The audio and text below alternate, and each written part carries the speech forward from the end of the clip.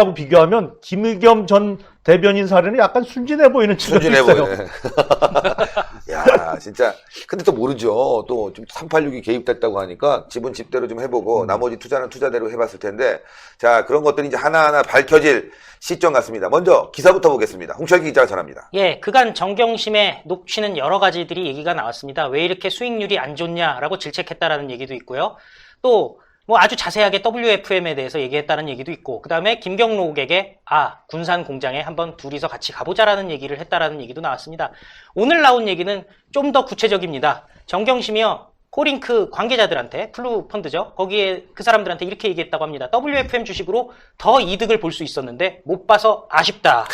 참, 그 시점이 언제냐면요, 2018년 1월에 청와대 근처에 ATM을 통해서 조국이 정경심한테 5천만 원을 송금했을 때와 비슷한 시기입니다. 요 시점에 한 5천만 원을 송금했고, 정경심은 다른 돈을 합쳐가지고 6억을 만들어서 지금 그 WFM의 주식을 확보하게 되지요. 그런데 2월에 가면은, 2018년 2월에 가면은 그 주식이 상당히 높은 가격을 형성하게 됩니다. 네. 그래서 사실 거기서 그 상승세가 꺾여서 아쉽다는 건지, 아니면은 그 이후의 건까지도 감안을 했다는 건지, 아니면 할인율이 한 2,000원 정도 싸게 샀다라고 하는데, 싸게 사서 한 2억 4천 정도 싸게 샀다라고 하는데, 그 2억 4천이 아니라 더 싸게 살 거리라는 건지, 그 부분에 대해서는 아직 알려진 바가 없습니다만은 아마 그 부분에 대해서 지금 얘기가 나오고 있는 것 같습니다. 예. 결론적으로 얘기하면은 정경심은 좀 지나가는 거고, 결론적으로 조국이 관여가 됐느냐 안 됐느냐가 중요한 거 아니겠습니까? 그렇죠. 결국에는 조범동이 이렇게 싸게 판 경우에는 2,000원씩 싸게 팔아서 2억 4천원이나 싸게 팔 수 있도록 해준 덕에는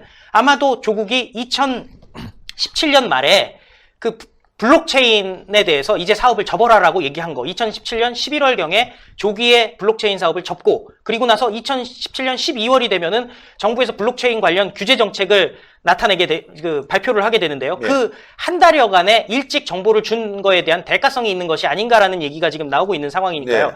그 부분에 대해서 좀 얘기를 해봐야 될 것 같고요. 또 윤석열 검찰총장 같은 경우는 이런 부분에 의해서 조만간 조국을 소환을 하겠다라고 얘기를 하는데요. 지금 31일이죠. 네. 목요일 날 문재인이 주관하는 반부패 정책협의회가 개최 예정이고요. 거기에 협의회 위원으로서 검찰총장이 참석을 해야 되는 자리라고 합니다. 그래서 윤석열이 문재인과 서로 만나게 되는데, 사실 검찰 입장에서는 대통령과 대면한 직후에 소환을 한다는 것은 좀 조국을 소환하는 것이 부담이 될 소지가 있기 때문에 차라리 29일 혹은 30일, 그러니까 이번 주 화요일, 수요일, 내일 모레께 조국을 소환하는 것이 전략적으로 옳지 않느냐, 이런 얘기들이 지금 나오고 있다라고 하고요. 만약에 조국이 소환이 된다고 한다면은 결국에는 WFM 투자 관련해서 조국이 개입했느냐 안 했느냐, 그렇다면은 민정수석실에 일하면서 지금 블라인드 펀드가 아니라 실질적으로 직접적으로 투자했느냐 안 했느냐, 그 부분에 대해서 조사가 진행될 것이다, 이런 얘기들이 나오고 있습니다. 예.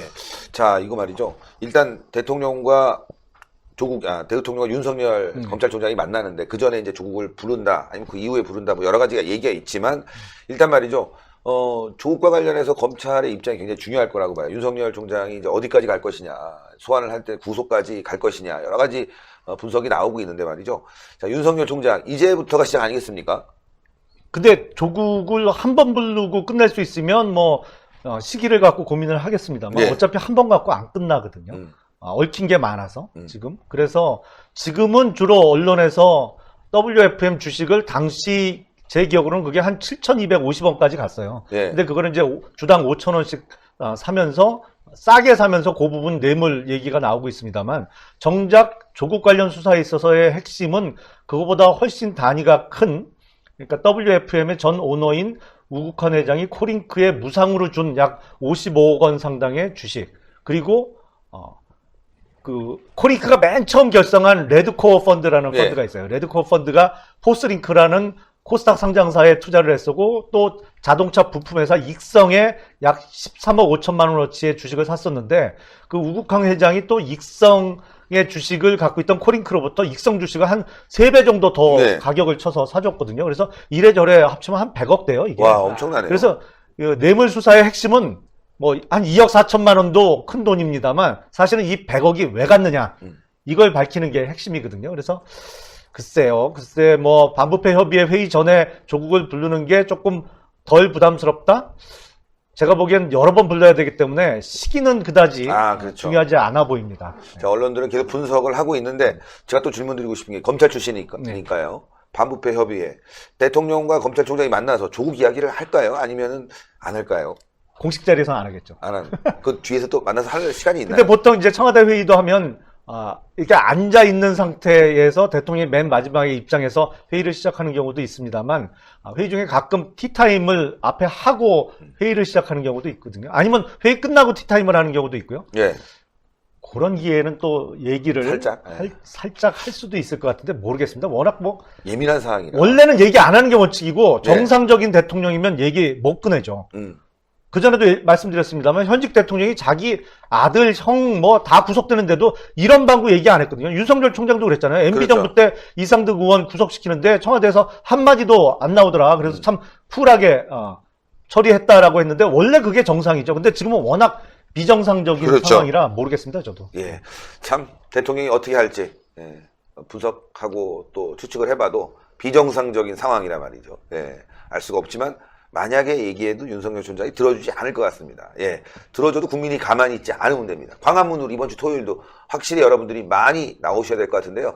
지금 광화문에 사람들이 많이 모여서 그런지 몰라도 말이에요. 범여권이 지금 분열되고 있다고 합니다. 불만을 막 토로하고 있다고 합니다. 내년 총선 어려워졌다 이거 아니겠습니까? 그 소식 전하겠습니다. 예, 정의당, 평화당, 대한신당 등 범여권으로 분류가 됐던 각 정당들이 문재인 집권 초기 적극적으로 협력했던 것과 대조적으로 일제히 문재인과 민주당에 대한 강한 불만을 노골적으로 쏟아내고 있습니다.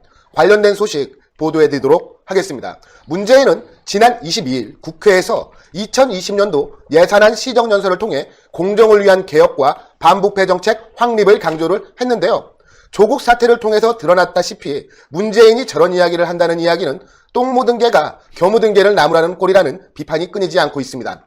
정의당은 문재인이 밝힌 정시 확대 방침을 공격했습니다. 심상정은 정부 및 여당에서조차 사전에 논의되지 않은 청와대 몇몇 인사들의 생각이 문재인의 발언을 통해 교육을 송두리째 흔들고 있다며 문재인의 말 한마디에 대입제도의 개선의 핵심 쟁점은 정시 수능 비율 확대라는 블랙홀에 빠져버린 것이라고 비판을 했습니다. 이어서 교육은 우리 사회 가장 민감한 사안일 뿐만 아니라 사회적 합의가 필요한 분야라고 지적하며 교육 현장의 목소리를 반영한 게 아닌 위로부터의 결정의 실행을 강요하는 방식은 위험하다고 비판을 했습니다.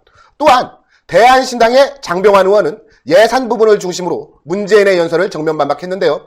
대한신당 장병환 의원에 따르면 문재인은 우리 재정 건전성이 세계 유례 없이 건전하다고 강조했으나 여러모로 문제가 많다며 내년 적자 국채가 무려 60조 원이다라며 이는 GDP 대비 재정 적자 범위가 국제금융위기 때와 동일하다고 강조한 뒤에 문재인 정부가 경제 위기를 인정하지 않으면서도 예산안은 경제 위기 수준으로 편성하는 게 타당한지 묻고 싶다며 내년 세수는 증가하지 않는데 증세 논의도 없이 재정 지출 확대가 필요한 복지 정책은 지속 가능하지 않다고 지적을 했습니다. 그리고 무엇보다 이 장병환 의원은 과거 재정경제원을 거쳐 기획예산처 장관까지 지낸 경제통입니다.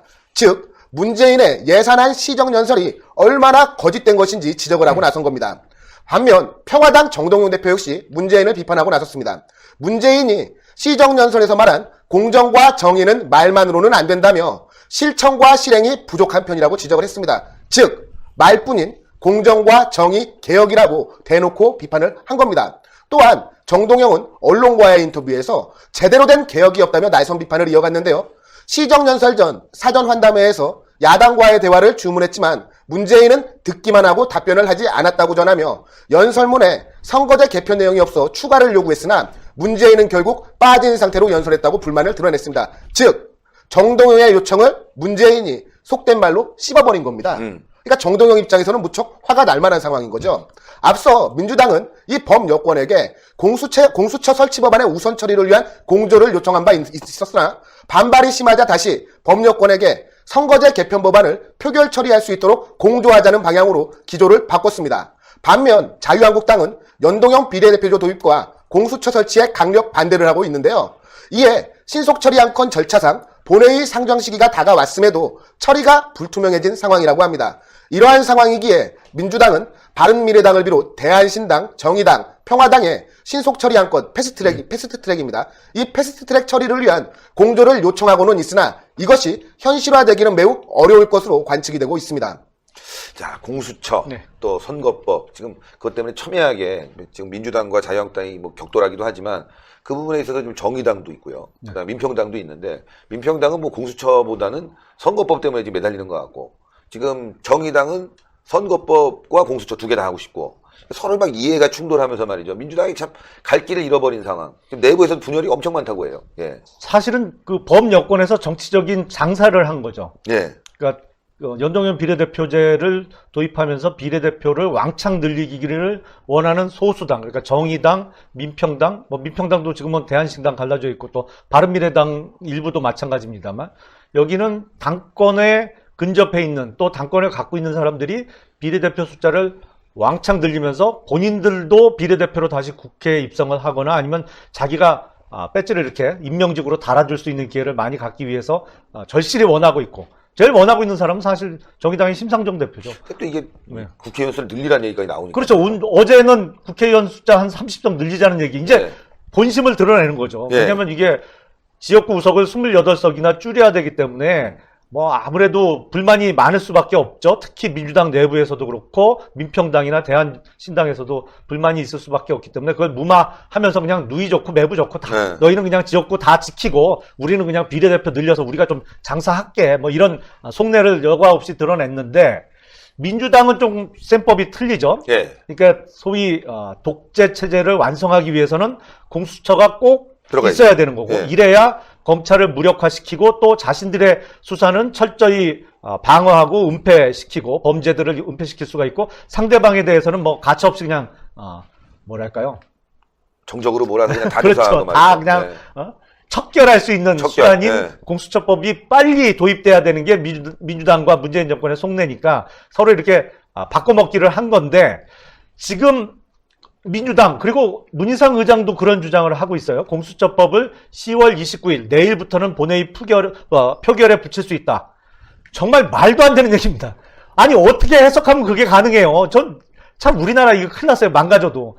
국회의장이란 분이 이런 말도 안 되는 주장을 하고 있으니 공수처법은 사개특위에서 통과를 시켰죠. 근데 이게 법사위 법안이라 법사위에서 그냥 처리를 했으면 모르겠으나 법사위가 아닌 사개특위라는 특별한 위원회를 꾸려서 거기서 9월 2일 날 통과를 시켰거든요. 예. 그러면 법사위 숙려 기간을 거쳐야죠. 90일을 지나야 되는 거예요. 법사위에서. 그러면 적어도 12월 2일이 돼야 국회 표결이 가능한 것이거든요. 네. 아니 국회법을 아무리 따져봐도 그게 맞아요. 근데 어떻게 사개특위나 법사위나 똑같은 게 돼요? 말이 안 되지. 말이 안 만약에 돼. 똑같은 거라면 9월 2일 이후부터는 바로 국회의장이 표결을 붙일 수 있어야지. 법사위 만들 필요가 뭐가 있어요? 법안을 올릴 필요가. 아니 그리고 그렇게 따지면 11월 1일 지나면 이건 폐기돼야 돼요. 국회의장이 갖고 있을 수 있는 기간은 60일이기 때문에 사개특위 이꼴 법사위라고 해석을 한다면 국회의장이 갖고 있을 수 있는 60일이 거의 다 돼가기 때문에 예. 11월 1일이 되면 자동 폐기돼야 됩니다. 그 안까지 표결에 안 붙여지면. 그러니까 어느 쪽으로 따져도 10월 29일은 말이 안 돼요, 이게. 예. 그러니까 사개특위의 숙려 기간 180일이 종료하는 시점이 10월 29일이라는 주장이고 그래서 29일부터 표결이 가능하다는 건데 사개특위하고 법사위는 다를 뿐만 아니라 그거는 그 위원회에서 갖고 있을 수 있는 최장 기간이 180일이라는 얘기지 9월 2일 벌써 사개특위에서는 패스트트랙으로 올려버렸는데 예. 아니 그러니까 이거 뭐 어떻게 해석해도 10월 29일은 아무런 법적 근거가 없는 날짜거든요. 예. 근데 국회의장이란 분부터 10월 29일부터는 표결이 가능하다고 하고 있고 민주당은 예전부터 그런 주장을 하고 있으니 난 도대체 이게 뭐 사람들이 뭐 급한 것 같아요. 빨리 해서 뭔가 감추고 싶고 말이죠. 예. 아니 선거법보다 이 공수처법에 목을 매는 거 보니까 문재인 비리가 정권 한마디로 엿장수 정권이에요. 엿장수. 그거 아시죠? 엿장수가 엿판 들고 다니면서 엿을 파는데 하루에 엿과일을 몇 번 치느냐? 네. 몇 번 치느냐? 정답은? 엿장수. 엿장수 마음대로 마음대로. 하네요. 네. 자기네 마음대로 해, 이게. 모든 법 해석도 자기네들 마음대로 해버려. 정말.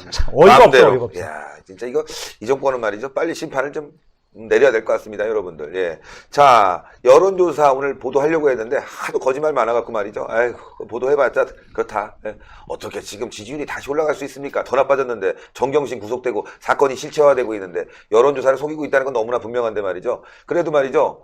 이 하나하나 꼼꼼히 들여다보면은 지금 민주당이 빠지고 있다는 게 너무나 분명하고 또 문재인 지지율도 완연한 하락세라는 게 너무나 분명합니다. 자, 그 가운데서 경남, 김경수 이 문제가 또 여론조사를 살펴보니까 아주 심각한 문제가 있어서요. 보도를 좀 해드려야 될 것 같습니다. 홍철기 기자가 전합니다. 예, 문재인 정권은 스스로를 PK 정권이라고 생각합니다. 호남에도 정권을 주기가 싫고 지지 기반이야 호남에서 끌어올리지만은 리더는 자기네들이 해야 된다. 이런 생각만 갖고 있죠. 그런데 막상 PK에서는 문재인 정권을 싫어합니다. 10월 25일에 한국갤럽 여론조사 나온 거 따르면요. PK 지역의 문재인 국정 수행에 대해서 긍정평가가 35%, 부정평가가 55%입니다.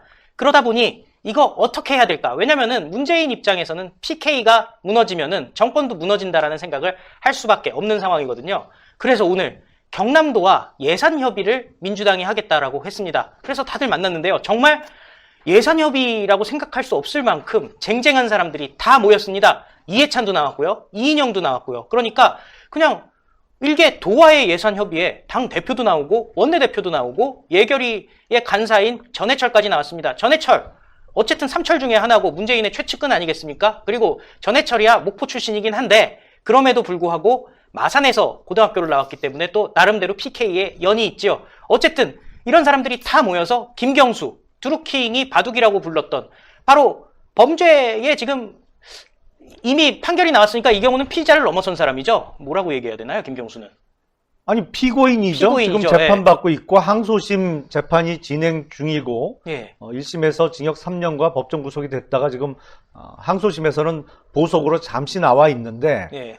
그러니까 뭐 재판받고 있는 범죄자죠. 범죄자라고 네, 볼 수가 있죠. 범죄자죠. 네. 그래서 사실 생각해보면은 이 사람들 입장에서는 김경수가 날아가야 되는 건데 지금 누가 봐도 날아갈 상황인데 김경수라도 아쉬우니까 살려야 되겠다라는 생각이 드나 봅니다. 그래서 오늘 이해찬이 김경수가 경남 좀 지원해 주십시오 하니까 경북 김천과 경남의 거제를 잇는 남부 내륙 철도 사업이 조기에 착공하도록 지원하겠다 이렇게 얘기를 했습니다. 그러니까 예산 퍼주겠다라는 얘기인데요. 이 사업 같은 경우는 이미 소위 말하는 예비 타당성 1차 조사를 이미 그냥 면제가 된 상황입니다. 그리고 지금 문제는 뭐냐면은 이게 지금 이 사업이 사실 어떻게 보면 딱히 경남에서는 중점 사업이라고 얘기하는데 경제성에 대해서 상당히 논란이 있고요.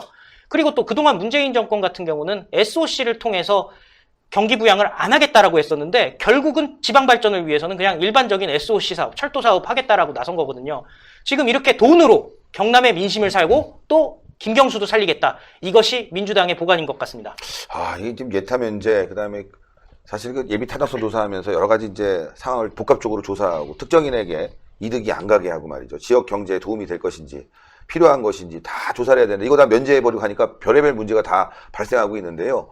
제가 오전에 제보받은 내용으로는 이런 예타 면제를 예타 면제하면서 고속도로를 짓는데 그 지역에서 이제 나오면 톨게이트 같은 거 있잖아요. 이게 뭐 유력 정치인들이 그 주변을 다 나가고 엄청나게 땅값이 올라서 큰 이득을 볼 것이다 이런 얘기가 나오고 있습니다. 그러다 보니까 지역 주민들이 지금 들고 일어났거든요. 이것도 진짜 한편으로는 김경수 살리기지만 이것도 꼼수가 있는 것 같아요. 이런 예타 면제에는요. 사실은 예타 면제는 해서는 안 될 일이죠. 국가 재정 건전성을 지키기 위해서 정치적으로 아무리 힘센 사람이 밀어붙이려고 해도 예산이 500억 이상 들어가는 사업에 있어서는 그 타당성을 네. 검토해보고 까다롭게 이렇게 점검해보는 절차를 그동안 계속 가져왔던 것인데 그래서 이 예타 때문에 절약된 예산 그리고 낭비되지 않았던 예산이 많았던 것이거든요. 예. 근데 이거를 그냥 면제해버리고 자기네들 하고 싶은 대로 자기 돈 아니라고 국민 다 세금으로 형성된 예산을 그냥 몇 천억, 몇 조, 몇십 조씩 써버리겠다고 하고 있는데 참 말아먹는다는 표현이 이럴 때 딱 어울리죠. 말아먹고 있습니다. 정말로. 그리고 조국 부부의 사례에서도 드러납니다만 이 사람들 돈 너무 좋아요. 지나치게 좋아요. 그러니까요. 뭐 한마디로 뭐 환장했다라고 얘기해도 지나치지 않을 정도로 너무 좋아요. 그러니까 이게 돈을 자기 손으로는 벌어본 적이 없어서 그런지 그게 뭐 돈 몇백억, 몇천억 버는 걸 너무 우습게 생각해요. 그러니까 그것도 문제고 또 하나 제가 드는 생각은 지금 문재인 정권의 핵심은 정말 이낙연 총리 대통령 되는 꼴은 못 보겠다고 생각하나 보다. 아, 그러니까 차기에도 민주당의 대선 주자는 반드시 영남권에서 나와야 된다라고 굳게 지금도 믿고 있는 것이 아닌가. 그래서 김경수 띄우는구나. 그러니까 이게 뭐 여기도 띄워보고 저기도 띄워봤는데 가장 그 유력해 보였던 조국도 이제는 뭐 사실상 낙마하니까 어떻게 보면 왜 죽은 불씨 살리고 있는 거잖아요. 왜 네. 어렸을 때 보면 우리 왜 똥파리 살린다고 하잖아요. 죽은 불씨를 살리려고 김경수 구하기에 채신머리도 없이 당대표, 원내대표 뭐 다 출동해갖고 별것도 아닌 행사에 다 동원되다시피 하고 병풍치고 있는데 이낙연 총리가 좀 내심은 참 기분 나쁘겠어요. 그러니까 지금 이제 여론조사에서도 일이죠. 민주당 주자 중에는 월등히 1위고 지금 최장수 총리 기록도 깼고 그리고 민주당 내부에서는 내년 총선을 좀 비대위원장이나 이런 굵직한 자리를 맡아서 치러달라고 부탁은 하면서도 그러면서도 내심은 절대 다음 대권은 안 돼. 뭐 이러고 있는 거잖아요. 그렇죠, 그렇죠.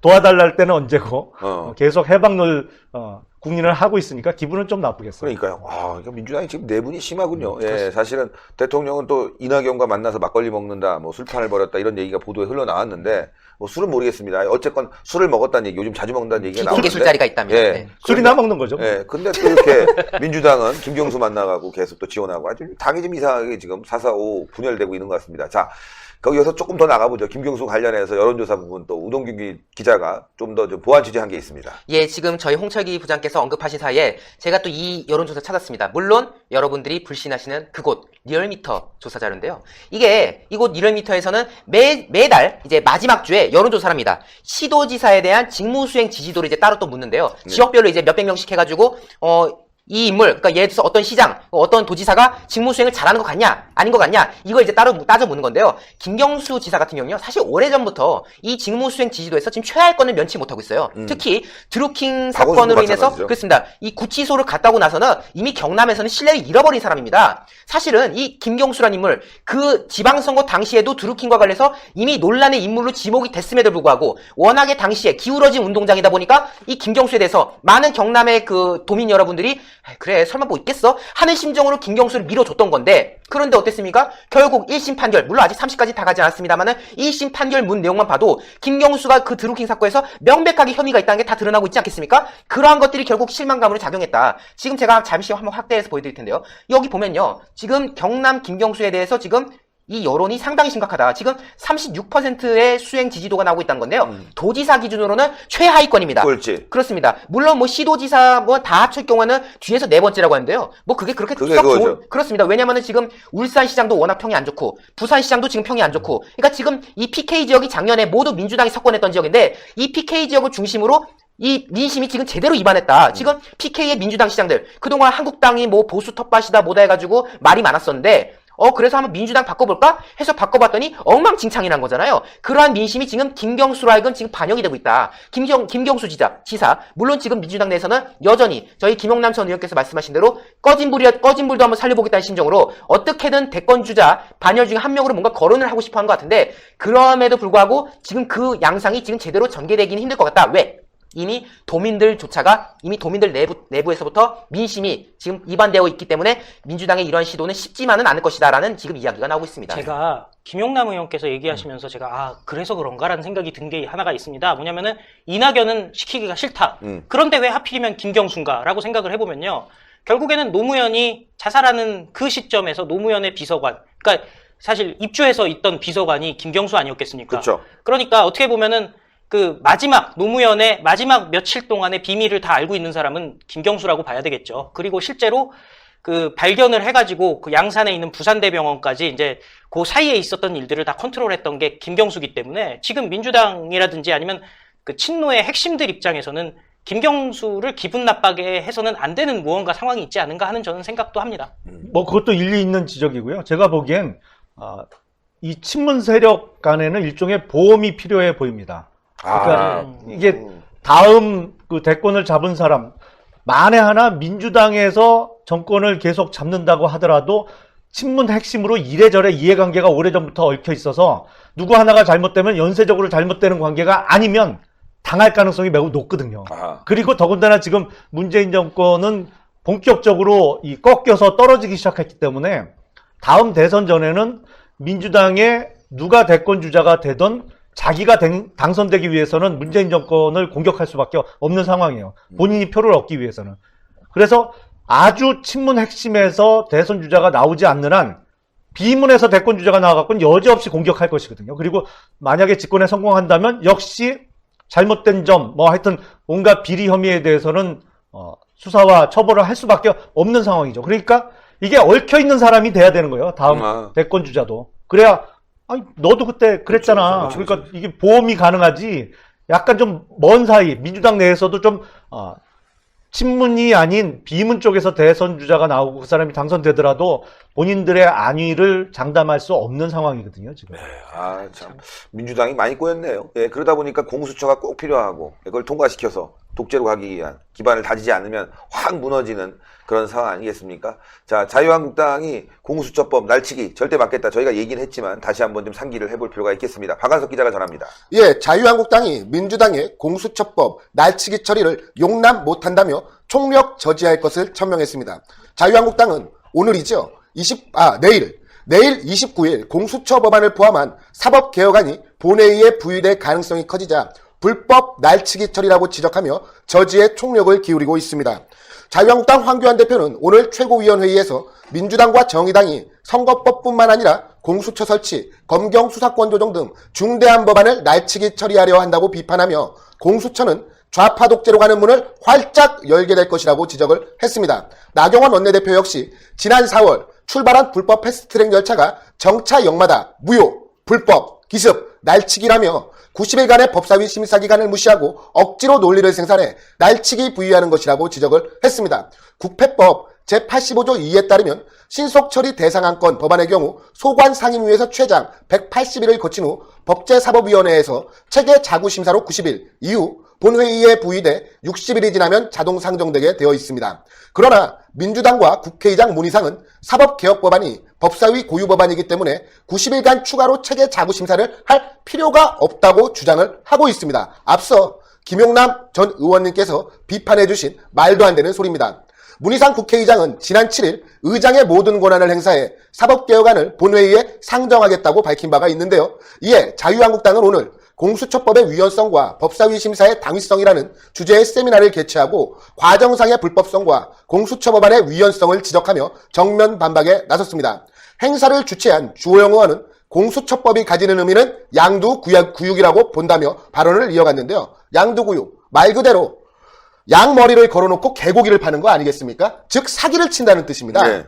정부 및 여당이 고위공직자의 부정부패를 없애기 위해 공수처를 만든다고 하는데 실질적으로는 검찰을 무력화하고 임기 후반이나 퇴임 이후 자신의 안전을 지키기 위한 것이 바로 공수처법이라고 지적을 했습니다. 그리고 발제에 참여한 김종민 변호사는 국가기관은 헌법에 따라 행정, 사법, 입법부 중 하나에 속해야 되는데 공수처 법안을 보면 공수처는 이 중 어디에도 속하지 않는 기이한 기구라며 헌법상 근거가 없다고 지적을 했습니다. 아마도 공수처를 날치기 처리하려고 시도하는 사람들은 공수처를 말 그대로 대통령 직속기관으로 두고 문재인 마음대로 검찰권을 행사하려는 것은 아닌가 하는 국민들의 우려가 커지고 있는 상황입니다.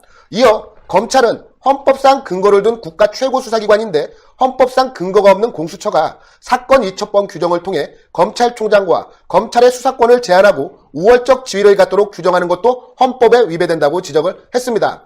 발제에 참여한 임병수 전 법제처 차장 역시 공수처가 어디에도 속하지 않는 기관임을 지적하며 국정감사에서 총리를 상대로 질문해도 답변을 할 수 없다는 발언을 했습니다. 즉 국정감사에서도 이 공수처를 어떻게 제어할 수가 없다는 겁니다. 이어서 국민에 의한 통제는 될 수 있도록 최소한 상임이라도 정해놔야 한다고 지적을 했습니다. 이어 신속처리 제도의 취지는 다수파에게 본회의에 의결하도록 기회를 주는 대신 소수파에게 상임위와 법사위에서 무조건 일부 기간을 확보할 수 있게 해주는 것이라며 180일과 90일 해석할 때는 소수 정파에게 유리하게 해석해야 한다고 지적을 했습니다. 그리고 세미나에 참석한 바른미래당 이상돈 의원 역시 헌법을 보면 입법, 행정, 사법부가 있고 헌법재판소와 중앙선거관리위원회 외에는 독자적으로 굴러가는 기구는 없다며 독자적으로 굴러가는 기구는 선관위처럼 헌법 규정이 있어야 한다고 지적을 했습니다. 즉 헌법 규정에도 존재하지 않는 공수처는 존재할 이유가 없다는 것입니다. 예. 하여튼 뭐 김경수 때문에 다시 돌아서 왔지만 공수처 얘기 다시 아주 중요하기 때문에 저희가 계속 말씀을 드려야 될 것 같습니다. 예. 이게 참 국회법을 마음대로 해석해갖고 10월 29일부터 공수처법을 본회의장 표결에 붙일 수 있다라는 얘기도 정말 억지 중에 상억지요. 이거는 뭐 조국 수호를 외치는 만큼이나 말도 안 되는 소리죠. 예. 정말 어떻게 해석하더라도 그건 말도 안 되는 소리고요. 정말 엿장수 정권이라는 게 엿장수죠. 맞는 말이고 공수처법 이게 많은 헌법학자들이 이거 위헌이다 그러는데 제가 한번 읽어봤는데 역시 틀림없이 위헌입니다. 공수처장이 가진 권한을 살펴보니까요. 공수처장은 검찰총장으로서의 권한, 법무부 장관으로서의 권한, 그리고 국방부 장관으로서의 권한을 다 갖고 있어요. 한 사람이. 무슨 말씀이냐면 이게 명색이 수사기관이잖아요. 그러면 사법기능을 담당하는 사람이기 때문에 행정부로부터 그리고 대통령으로부터 좀 떨어져 있어야 돼요. 네. 그거 틀림없는 사실이죠. 근데 공수처장은 국무회의 출석 발언권이 있어요. 검찰총장도 국무회의에 안 들어가거든요. 들어가면 안 되지. 수사를 하는데 그렇죠. 대통령 뭐 일주일마다 만나서 거기서 지시사항 받아줬고 또 대통령한테 직보하고 이러면 안 되기 때문에 검찰총장도 국무회의에는 참석 권한도 없고 해서도 안 됩니다. 근데 공수처법 보니까 국무회의 출석 발언권이 있어요. 아니 수사기관의 장인데 명색이 더군다나 대통령 측근 내지 고위공무원을 수사하려는 기관이라며. 그리고 수사 대상 중에 장성급 장교 그러니까 별 단 사람들은 또 수사 대상이 되잖아요. 우리나라는 군사법원을 두고 있죠. 수사기관의 관할권은 해당 법원 관할권을 따르도록 되어 있습니다. 그러니까 군사법원을 우리가 두고 있기 때문에 군인에 대한 재판권은 일반 법원에는 없어요. 그래서 군인에 대한 수사는 일반 검찰도 못하고 그래서 군 검찰로 이첩시키는 겁니다. 예. 유일하게 공수처는 민간인 공직자나 뭐 판검사도 수사할 수 있고 별을 단 장성들도 수사할 수가 있어요. 아니 말이 돼요. 도대체 이거는 무슨 체계도 없고 네. 이건 완전히 뭐 지네 마음대로 해. 지네 마음대로. 그러니까 여러 헌법학자들이 지적합니다만 지금 활동하시는 우리나라 헌법학자 중에 가장 권위 있으신 허영 전 연세대 교수, 헌법 전공하신 분, 허영 교수도 명쾌하게 쓰셨잖아요. 이건 위헌이다. 100번을 읽어봐도 공수처법은 위헌입니다. 이거는. 그리고 그렇게 부정부패를 척결해야 돼서 필요성이 있어서 공수처를 둘 정도면 아니 왜 특별감찰관은 청와대에 지금 2년 반째 그대로 공석이에요 도대체. 앞뒤가 맞는 얘기를 해야 도대체. 정말 아니 대통령이란 분이 뭐 앞뒤는 적어도 맞는 얘기를 해야 될 거 아니에요. 정말 화가 나요. 화가 나. 아니 특별감찰관제도 있는데 왜 저렇게 안 하고 있죠? 두면 성가시니까. 그래서 뭐 조사하고 보고해야 되고 자료가 남으니까 근거가 남아서 청와대 특별감찰관의 제일 큰 책무는 일단 대통령 친인척 감시예요. 네. 아들, 딸이 가장 먼저예요. 주요 대상이 될 수밖에 없어요. 그 다음에 이제 청와대 수석급이나 뭐 비서실장이 들어간. 아들, 딸을 볼 사람이 있으면 안 되는 거예요, 지금. 들여다볼 사람이 있으면. 그러니까 지금 문제가 가족 문제가 터질 거다. 아들, 딸. 아들도 무슨 학교에다 뭐 납품해서 지금 논란이 좀 됐고요. 딸은 지금 태국에 가 있는데. 뭐 어디가 있는지 몰라요. 태국 가 있다는 얘기도 있고. 태국 누구를 또 갔다고 하와이에서 했어요. 봤다는 사람도 있고. 그래요? 네. 하와이. 어쨌건 태국 가서 딸을 만났다. 기자들 앞에서 만났다는 얘기를 한 것처럼 얘기해서 곽상도원이 친해한수 나와서 또 보도도 했거든요. 어쨌건 뭐 하와이든 태국이든 좋은 데 다니는군요. 관광지만 다니는데 그 사위 문제, 네. 딸 문제 좀 심각한 게 있는 것 같아요. 이게 터질까봐 공수처 만들어서 수사하면 바로 뺏어가려고 하는 것이 아닌가 이런 생각도 많이 들거든요. 공수처법이 무서운 게 현직 고위공직자도 대상이 됩니다만 전직도 대상이 됩니다. 그러니까 본인들이 임기를 마치고 나도 공수처의 수사 대상이에요. 찍소리 못하고 살아야 되네. 공수처를 이제 문재인 정권하고 친하지 않은 뭐 이런 사람들은 공수처 수사 대상 되면 이제 죽어나갈 테니까 찍소리 못하고 살아야 되지만 공수처하고 친한 그러니까 문재인 정권에서 공수처를 만들면서 자기 사람들을 쫙 박아놓을 거 아니에요. 그렇죠. 본인들의 퇴임 이후를 지켜줄 기관이에요, 이게. 전직도 수사 대상이 되기 때문에 물러나고 나서 임기 끝나고 나서도 공수처가 어차피 관할을 갖고 있기 때문에 공수처장을 비롯해서 거기 공수처 검사 수사관만 민변 출신 참여연대 출신 뭐 이쪽에서 다 심어 놓으면 자기 퇴임 이후를 지켜줄 호위병이 되는 겁니다, 이게. 진짜 무시무시한 법입니다, 여러분들. 공수처법. 이번 주 토요일 날 여러분들 광화문으로 좀 많이 나오셔야 될 것 같아요. 또 공수처법도 막아야 되고 이 문재인 정권의 비리도 우리 국민들이 한 목소리를 내야지만이 윤석열 총장이 좀 움직이지 않겠습니까? 이번 주 토요일 날 꼭 나오시고요. 또 용방불패TV, 김용남 의원이 운영하는 용방불패TV에 더 자세한 내용들 매일매일 업데이트 되니까 말이죠. 많이 시청 좀 부탁드리겠습니다. 얼마 전에 특종도 했어요. 조국이 서울구치소에 그 어떤 분이 찍으신 거죠? 제 아는 분이 제보를 해주셨더라고요. 네. 우연하게 갔는데 조국이 쑥 들어오니까 많은 사람들이 이제 알아봤을 거 아니에요. 네. 그 이제 거기 구치소 면회실에 있던 분들이 다 수근수근 대면서 정말 이 낯짝도 두껍다. 어떻게 저 얼굴도 그렇게 다니냐 뻔뻔하게. 네. 그리고 누가 봐도 이게 보통 그 부부는 그렇잖아요. 잘못된 일이 밝혀져서 책임을 지면 보통 남편이 들어가잖아요. 그렇죠, 그렇죠. 근데 여기는 이 부분은 좀 독특하잖아요. 그러니까 다 책임 떠넘기고 동생 들어갈 판이고 자기 부인 들어가고 이제 자식들도 들어가는데 자기만 몰랐다는 거예요. 그러니까 자기는 전혀 몰라. 말도 꼭 그렇게 하잖아요. 전혀 몰랐습니다. 전혀 이러잖아요. 그러니까 이제 사람들이 수근수근 되니까 그 제보자가 이제 그 얘기를 듣고 이렇게 보니까 정말 조국이니까 그걸 저한테 제보를 주셔갖고 네. 했죠. 그랬더니 저쪽에서 또 그 용방불패 TV를 좌표를 찍어갖고 그 있잖아요. 영어로 꼭 영어 VPN이 어쩌고 매크로가 어쩌고 미국, 미국에서 뭐 헤이 스피치. 봐라 이거지. 아니 그러니까 꼭 영어 못하는 놈들이 영어로 막 이게 복사해갖고 복사하게 붙이는 해갖고 거야. 붙여갖고는 네. 뭐 수백 개가 달려갖고 저기 했는데 어쨌든 많은 분들이 그게 방송사에서도 다 원형을 해서 보도를 네. 했고 뭐 신의 한 수도 마찬가지입니다만 특종이에요. 뭐 KBS에서도 보도가 나갔다고 그러네요. 그러더라고요. 그러니까 이 용방불패 TV 여러분들 많이 시청 부탁드리겠습니다. 요즘 특종까지 나오고 있는데요. 하여튼 신의 한 수와 함께하는 이 방송들 모두 잘 돼야 됩니다. 약간 좀 순서가 바뀌었다가 다시 공수처로 돌아왔지만 다시 또 정치 이야기 안 해볼 수가 없어요.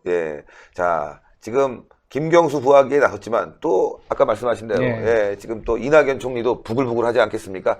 이낙연 오늘 최장수 총리가 된 날인데요. 그래도 한번 짚어봅시다. 뭐 하고 있는지 우동규 기자가 전합니다. 네, 사실 이게 어떻게 보면 또 연결이 되는 것도 맞습니다. 결국 이 모든 일들의 근원은 조국 사태 아니겠습니까? 조국 사태로 인해서 죽어가던 김경수도 어떻게든 살려보려고 지금 인공호흡을 하고 있고 또 원래는 생각지도 않던 지금 이낙연이 또 대안으로서 지금 등장하고 있고 그리고 지금 공수처 같은 경우도 결국 조국 사태 겪고 나니까 좀 더 떴다가는 큰일 나겠다. 우리 보험을 들어놔야겠다. 해서 지금 공수처법도 지금 빨리빨리 지금 들이미는 거 아니겠습니까? 사실 이전만 해도 공수처법은 약간 사법개혁은 어떻게 보면 좀 부가적인 거고 일단 연동형 비례대표제부터 통과시키자 이게 원래 민주당의 입장이었던 건데 네. 조국 사태 터지니까 갑자기 우리 사법개혁부터 먼저 해야 돼 하면서 지금 공수처법을 내놓는 그런 상황이다 보니까 결국 모든 게 결국 조국 사태에서 비롯됐다라는 이야기를 먼저 좀 드리고 싶고요. 네. 오늘 오전 1일 뉴스에서도 보도했습니다만은 최장수 총리가 된 이낙연 결국 중요한 거는 향후에 이 이낙연이 어떤 행보를 보일 것인가 이게 지금 관심사 아니겠습니까? 지금 대선주자 여론조사 선호도에서도 1위를 기록하고 있는 만큼 지금 대중적으로도 인지도가 있는 상태다. 그렇기 때문에 이러한 인물에 대해서 얼굴을 간판으로 내세워서 총선에서 적극적인 역할을 해야 되는 거 아니냐라는 이야기가 나오고 있는 상황인 겁니다.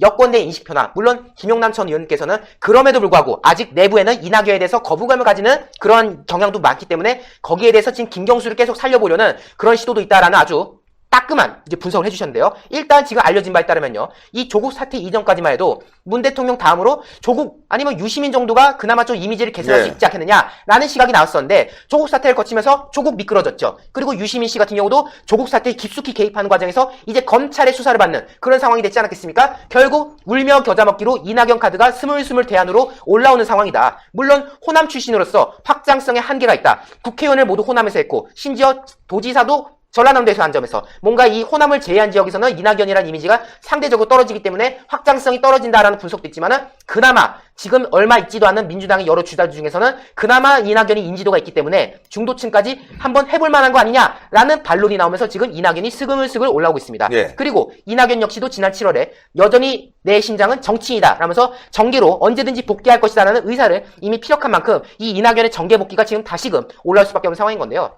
이낙연 측근들이 말합니다. 올 연말쯤 청와대와 당이 협의해서 총리에게 역할을 맡길 것이다. 그리고 총리 본인도 유력 대선 주자임을 인지하는 만큼 정치적인 선택을 하게 될 것이다. 라는 이야기가 나오고 있고요. 또 오늘 이 최장수 총리와 관련해서 기자들이 좀 많이 왔어요. 그래서 네. 여러 이제 기자들 질문이 오갔는데 그 중에 지금 총리가 여론조사에서 차기 대선 주자로서 1위를 기록하고 있다. 그래서 많은 이들이 거취에 관심을 많이 가지고 있는데 연말 연초에 당청과 조율을 거쳐서 그런 부분을 결정할 계획일 것인가? 라고 물었을 때 이 이낙연 총리가 뭐라 답했냐? 당연히 저의 거치는 저 혼자 결정하는 것이 아니라 조화롭게 하겠다. 즉 당과 청와대의 결정에 따라서 뭔가 일정을 맞출 것이다라는 입장을 밝힌 만큼 앞으로 연말 또는 내년 초에는 뭔가 이낙연이 정계로 돌아갈 것이다라는 분석이 나오고 있는 그런 상황인 거예요. 그런 와중에 28일 오전 이낙연과 이해찬이 또 만남을 가졌습니다. 오늘 오전에 이제 국회에서 만남을 가졌는데요. 명분은 그렇습니다. 22일부터 24일까지 이낙연 총리가 일본을 방문했지 않습니까? 네. 이와 관련돼서 그 경과를 설명하기 위한 자리였다. 그래서 30분간 대화를 나눴다라는 이야기가 나오는데 과연 그 30분 동안 일본 이야기만 했겠느냐라는 것이 지금 언론과 많은 분들의 지금 어떤 시선이지 않겠습니까? 실제로 이 이야기가 나온 곳, 그러니까 이해찬과의 해동이 나온 이후에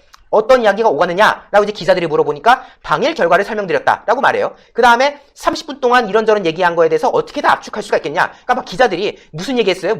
물어보니까 그 많은 걸 어떻게 다 얘기해? 라고 이제 이낙연 총리가 이제 답을 한 거죠. 자, 그러면서 당직을 맡는 방안에 대한 이야기가 있었느냐라는 기자의 질문에 대해서는 에이 하면서 뭔가 좀 회피하려는 뭔가 질문을 회피하는 그런 상황이 있었고요. 당 복귀 시점에 대해서 논의했느냐라는 질문에 대해서는 그런 얘기를 이런 데서 하겠느냐 이번에는 그런 얘기 전혀 없었다라고 부인을 하는 그런 상황이 있었습니다. 하지만 이낙연에 대해서 호의적으로 생각하는 이 여러 현역 의원들 그리고 원로들 사이에서는 빨리 이낙연 총리가 여의도로 돌아와야 된다라는 지금 목소리를 내고 있는 거 아니겠습니까? 즉 이 조국 사태를 겪으면서 지금 민주당이 위기를 겪고 있는데 여기에 대해서 이낙연에게 역할을 부여해야 된다라는 지금 주장의 목소리가 나오고 있는 상황인 거예요. 가령 정대철 민주당 의원 이낙연의 서울대 8년 선배이기도 하고요. 또 2003년 그러니까 노무현 정권 초기죠. 새천년 민주당 대표 시절에 이낙연이 당대표 비서실장을 맡으면서 이 정대철 의원을 보좌했던 이력이 있지 않겠습니까? 이낙연의 복귀를 강력하게 주장하고 있습니다. 나는 그동안 이낙연에게 최대한 빨리 그만두고 정계로 나오라고 하고 있다. 2인자로 팔로워 정치할 게 아니라 즉 2인자로서 누군가의 어떻게 보면 뒤치다거리한 정치한 게 아니라 리더로서 큰 정치하려면은 자기 입장대로 살아야 된다. 빨리 지금이라도 총리를 벗어던지고 정계로 돌아와야 된다라는 주장을 했던 거고요. 또 이계호 민주당 의원 이계호 의원이요. 이낙연으로부터 지역구를 물려받은 의원입니다. 예. 그래서 대표적인 이낙연계로 분류된 인물인데 오늘 중앙일보와의 통화에서 이런 말을 했다는 거예요. 지금 수도권 내에서 수도권의 의원들이 이낙연 총리 언제 당에 돌아오냐라고 지금 물어본 일이 많다. 그러니까 지금 민주당의 수도권 의원들 사이에서는 이낙연이 좀 와가지고 뭔가 좀 구원투수 역할을 해야 될 것 같은데? 라는 내부의 이야기를 지금 전달하고 있다는 거 아니겠습니까? 결국 민주당의 승리와 정부의 성공을 위해서 이낙연 총리 본인이 기여해야 한다는 지금 생각이 확고하다라는 것이고요. 또 늦어도 내년 1월까지는 이낙연 총리가 총리를 그만두고 돌아와서 당을 이끌어야 된다라는 지금 주장을 하고 있는 그런 상황인 겁니다. 어쨌든 지금 민주당 내에서는 이낙연에 대해서 뭔가 역할을 부여하려는 것이냐라는 내부적인 이제 기대감이 나오는 건데 특히 오늘 1일 뉴스에서도 보도했습니다만은 지금 몇몇 초선 의원들 사이에서는 이해찬 책임론까지 지금 어떻게 보면 거론한 상황 아니겠습니까? 그렇죠. 그런 상황이다 보니까 이해찬만으로는 안 된다. 이해찬과 이낙연이 공동선대위원장을 맡아서 이해찬은 좀 내부적인 일을 하고 이낙연은 일종의 간판 역할을 하면서 아무래도 대권주자 선호도에서 높은 지금 지지도를 보이고 있으니까 이낙연이라는 얼굴을 이용해서 총선을 이끌어야 된다라는 지금 세간의 지적이 나오고 있고요. 또 조국 등등등 지금 여러 대권 유력 주자들이 어떻게 미끄러진 상황이다. 물론 지금 제가 X 표시한 김경수에 대해서는 오늘 또 보여준 행보를 보면은 다시 또 꺼진 불을 살려보려는 시도가 있긴 합니다. 어쨌든 지금 대권 주자들이 휘청휘청거리는 상황에서 그래도 현재까지 대권 선호도에서 1등을 하는 이낙연에게 뭔가 기대감을 가져보려고 했던 것은 아닌가에 대한 시선이 나오고 있는 상황인 거고 그리고 이낙연 총리가 연말께 당에 돌아와서 깃발을 꽂으면은 이 이낙연을 중심으로 또 쇄신파가 결집할 수 있다. 그리고 지금 이낙연이 당에 돌아가면은 지금 이낙연을 중심으로 모일 사람도 지금 수십 명은 된다라는 내부의 이야기도 나오고 있다는데요. 지금 그렇기 때문에 12월 10일 정기국회 이후 그리고 총선 출마 공직자들 사퇴 시한이 있지 않습니까? 공직자들 중에서 내년에 총선 나갑니다 하면 이제 물러나야 되는 시점이 있어요. 그게 1월 16일인데요. 그 전까지는 이낙연 총리가 남아있을지 그리고 혹은 정계로 돌아갈지 이제 결정을 할 것이다라는 민주당 내 설명도 있습니다. 하지만 문제는 뭐냐? 지금 문재인 대통령 입장에서는 굉장히 지금 내보내기도 애매한 상황인 거예요. 지금 25일 입장 같은 경우에는 법무부 장관 외에는 개각을 예정하고 있지 않다. 즉 지금 총리를 교체할 생각이 없다라는 입장을 지금 밝힌 거 아니겠습니까? 그리고 정부 소식통에 따르면은 이낙연 총리가 정부에 좀 더 남아주길 바라는 분위기가 지금 내부에 감지되고 있다. 왜? 다른 총리 후보가 지금 마땅치 않은 상황이기 때문에 지금 이낙연을 당에 보내는 게 문제가 아니라 지금 총리를 물러날 경우에 대안을 내세워야 되는데 그 대안이 없다는 거예요. 지금 국무총리 절차 여러분들 다 아시겠지만은 인사청문회로 끝나는 게 아니라 국회 표결을 통과해야 되는 거 아닙니까? 물론 집권 초기에는 이것이 우호적인 분위기였죠. 하지만 조국 사태를 거치면서 지금 민평당과 같은 지금 2중대, 3중대들도 지금 어떤 인사청문회 과정에 있어서 그렇게 호의적인 입장을 내보이고 있지 않은 그런 상황이기 때문에 만약에 조국 정국과 같은 사태가 벌어지면 즉 표결을 했는데 부결이 되는 사태가 일어날 경우는 이것이 또 레인덕으로 빠질 수 있기 때문에 고민일 수밖에 없다. 그리고 지금 오늘 저희가 1일 뉴스에서도 소개했습니다만은 지금 뭐 김진표 의원이다, 뭐 원혜영 의원이다, 뭐 김현미다, 유은혜다 지금 뭐 차기로 나오는 사람들이 있는데 이러한 사람들은 지금 어떻게 보면은 무게감이 좀 약한 그런 인물들이고 외부 인사를 통해서 영입할 경우에는 지금 심각한 게 잘못 뽑을 경우, 잘못 사람을 데려왔을 경우에 조국 사태가 또다시 재현될 수 있는 그런 상황이기 때문에 지금 민주당과 청와대 이 사이에서 뭔가 미묘한 신경전이 있을 수밖에 없는 그런 상황이다라는 것이 주류로 지금 대체적인 시각으로 지금 나오고 있는 상황입니다. 예, 일단 말이죠. 지금 뭐 거의 뭐 정권이 말기가 되다 보니까 벌써 이제 2인자가 누가 되느냐. 이해찬도 이곳저곳 다니면서 저울질하는 것 같은데 이게 좋은 현상은 절대 아니라고 보이죠. 근데 뭐 정권이 사실은 이미 휘청하고 본격적으로 꺾여서 내리막을 걷고 있기 때문에 어쩔 수 없는 것이죠. 사실은 이낙연 총리의 총선 등판론 얘기를 듣고 제가 맨 처음에 한 얘기는 방금 리포팅에서도 나왔습니다만 지난 25일 금요일 날 청와대 기자초청 간담회가 있었잖아요. 거기서 법무부 장관만 원포인트 개각을 하겠다. 그게 안 맞거든요. 그렇게 될 수가 없어요. 사실은. 이낙연 총리를 총선의 비대위원장을 시키려면 적어도 12월 달에는 사퇴가 이루어져야 되는데 그렇죠. 법무부 장관 지금 지명해도 임명까지 한 달 걸려요. 그렇죠. 그럼 법무부 장관 한 명 임명하고 나자마자 대폭 개각을 또 해야 된다는 얘기인데 말이 안 맞잖아요, 이게. 맨날 개각만 하다가 끝나요? 그러니까 사실은 지금 상황으로 봐서는 조국 사태를 겪으면서 문재인 정권의 치부가 너무 극명하게 드러났기 때문에 분위기 쇄신 차원에서 대폭 개각, 총리부터 거의 전 국무위원을 바꾸는 게 맞아요, 지금은. 그런데 자신이 없는 거죠. 이게 인재풀이 워낙 한정돼 있고, 그리고 자기네들 그 친문 핵심 아니면 믿을 수가 없기 때문에 시킬 사람 별로 없어서 고민을 하고 있는 것인데, 사실은 이러지도 못하고 저러지도 못하고 있는 상황이 틀림없습니다. 근데 지금 이해찬 대표 체계로 내년 총선을 치를 수 없다는 것은 민주당 내에서는 너무너무 잘 알아요. 그렇죠. 대안이 있어야 되는데 대안이 뭐 사실은 이낙연 총리 정도 외에 다른 대안이 없다는 것도 분명한데 참 고민은 고민이 되겠어요. 왜냐면 근데 그 후임 또 총리 시킬 사람이 없어, 이 정권은. 자, 그러니까요. 야, 이거 뭐 저희가 정치권 소식 계속 전하고 있지만 민주당 암담합니다. 자유한국당이 이제 공세적으로 나가고 있기 때문에 이용남 의원이 또 열심히 하고 있지 않습니까, 여러분들? 이용남 의원의 김용남 헷갈리지 몰라. 김용남 의원의 용방불패 TV. 저희가 이용남 실장이 있어요. 네, 저희 고정 게스트. 맨날 사회 보다가 헷갈려요, 제가. 예. 김용남 의원 용방불패 TV 여러분들 많은 시청 부탁드리겠고요. 지금 북한과의 관계가 아주 나빠지면서 북한의 험한 발언이 또 나왔습니다. 홍철기 기자가 전합니다. 예, 미북 관계도 최악으로 치닫고 있습니다. 사실 저희가 금강산 관련해서 몇 차례 보도를 드렸는데요. 지금 북에서는 지금 금강산 시설들 남에서 철거를 해라라고까지 얘기를 한 상태고요. 그리고 남에서는 정말 말도 안 되게 북한에서는 그냥 문서 교류로 정리하자 그러는데 좀 직접 실무 협상도 하고 대화도 좀 나누지 뭐 이런 아주 말도 안 되는 정말 자존심도 없는 상황입니다. 그런데요. 갑자기 김영철이 다시 툭 튀어나왔습니다. 지난 하노이 회담 이후에 한 8개월 정도 공식 석상에 얼굴을 들이내밀지를 않아가지고 아마 숙청당했거나 아니면은 숙청까지는 아니더라도 그냥 이제 나이도 많으니까 쉬고 있겠구나 싶었던 김영철이 다시 나와가지고요. 나오자마자 막말을 퍼붓습니다. 네. 미국이 악랄한 방법으로 고립 압살하려고 하고 있다라고 얘기를 하면서요. 당장이라도 불과 불이 오갈 수 있다. 불과 불이 맞부딪힐 수 있다라고 얘기를 합니다. 뭐 북한에서 불이라고 얘기하면은 바로 핵을 얘기합니다. 아주 전쟁 불사하는 표현을 한 거죠. 그러면서 이렇게 얘기합니다. 또 참 정상적이지 않은 얘기인데요. 미국이 개인적인 친분 관계를 내세워서 시간 끌기를 하면서 올해 말을 무단히 넘겨보려고 생각한다면 그것은 어리석은 망상이다라고 트럼프 대통령을 직격하는데요. 여기서 얘기하는 개인적 친분 관계라는 게 뭐냐면은 그동안 트럼프 대통령과 김정은의 브로맨스, 뭐 트럼프 대통령이 그동안 얘기하지 않았겠습니까? 우리 사랑에 빠졌다 이런 얘기도 하고요. 편지 보내면 아주 좋은 편지다 이런 얘기 계속 했기 때문에 북한에서는 그동안 특히 김정은 같은 경우는 좀 과대망상 같은 게 빠졌던 것 같아요. 나는 트럼프의 절친이야 이런 생각 갖고 어떻게 보면 쉽게 트럼프 대통령을 자기들이 컨트롤할 수 있다 이런 네. 생각을 가졌나 본데 그동안에 미국에서는 변한 게 하나도 없는 거예요. 북핵에 대해서는 다 일괄 타결을 하자라는 거고 지금 김정은 입장에서는 그러지 말고 단계별로 접근하자라는 건데 미국에서는 움직임이 없는 거죠. 그런데 또 이런 일도 벌어졌습니다. 10월 25일에요. B-52 폭격기가 동해까지 진출을 하게 됩니다. 그동안 일반적으로 B-52 폭격기가 괌에서 출격을 하게 되면은 일본을 따라서 이제 캄차카 반도로 넘어가게 됩니다. 그 얘기는 뭐냐면은 그간의 미국의 주요 타격은 러시아였던 거죠. 그런데 그것이 아니라 왼쪽으로 꺾어가지고 서쪽으로 꺾어가지고 동해를 들어왔다라는 얘기는 이제 미국의 전략 핵폭격기가 북한을 타격할 수 있다라는 거고요.